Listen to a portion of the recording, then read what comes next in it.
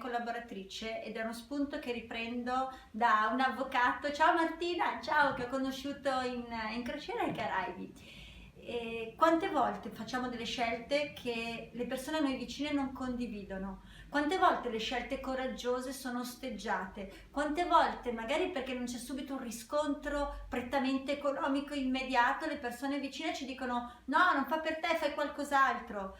Questo avvocato è una cosa che mi ha raccontato e che mi è rimasta impressa. Lei mi ha detto, guarda, io lavoravo in uno studio associato, avevo grandi risultati, avevo anche un reddito molto molto buono, però non era qualcosa che mi piaceva, che sentivo dentro. Ho deciso di mettermi in proprio, ho deciso di cambiare strada e pensa che io il primo anno, in tutto l'anno ho guadagnato 3.000 euro, non avevo neanche la possibilità di nulla, 3.000 euro in un anno cosa sono?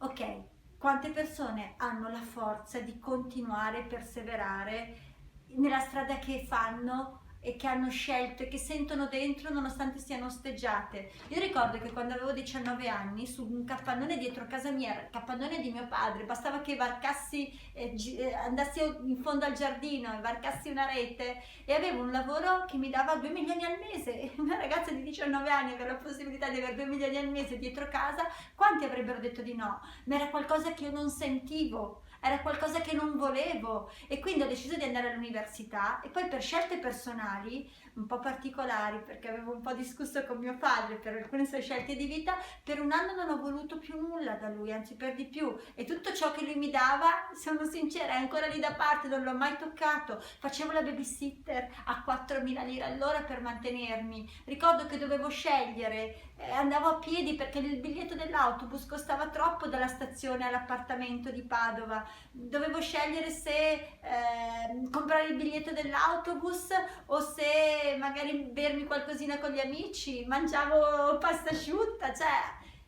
E questo cosa mi ha permesso di fare? Di perseguire il mio sogno. Mi ha permesso, nonostante tutti mi dicessero che io fossi folle a fare quello che stavo facendo, che avevo la possibilità di avere un posto fisso, un lavoro remunerativo, io ho scelto di fare ciò che la mia anima sentiva fosse giusto. Ho avuto il coraggio di perseguire il mio sogno. E quindi a tutti coloro che pensano che quello che stanno facendo è quello che sentono dentro, abbiate il coraggio, ragazzi, abbiate il coraggio, perché la vita premia chi osa rischiare. La vita premia con cognizione di causa, certo, con motivazione, con continuità, solo che la vita premia eventualmente solo le persone che, o solo magari esagerato, comunque la vita premia chi crede e continua a credere.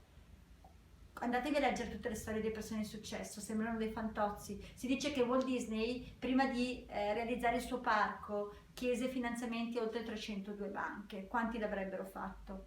Perseguite i vostri sogni, perché non è l'obiettivo nel breve termine che fa la differenza, è quel passo passo che ti permette di fare con amore delle scelte dure contro tutti. Nel mio paese mi dicevano, dopo il corso che frequentai, ti hanno fatto il lavaggio del cervello, sei impazzita, cosa vuoi fare? Le mie compagne di università mi dicevano, ma chi te lo fa fare?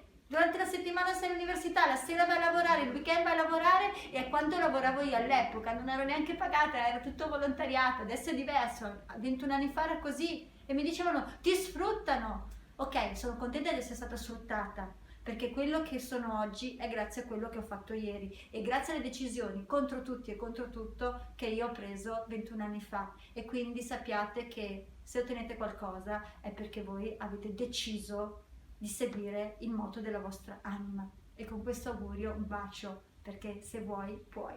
Ciao!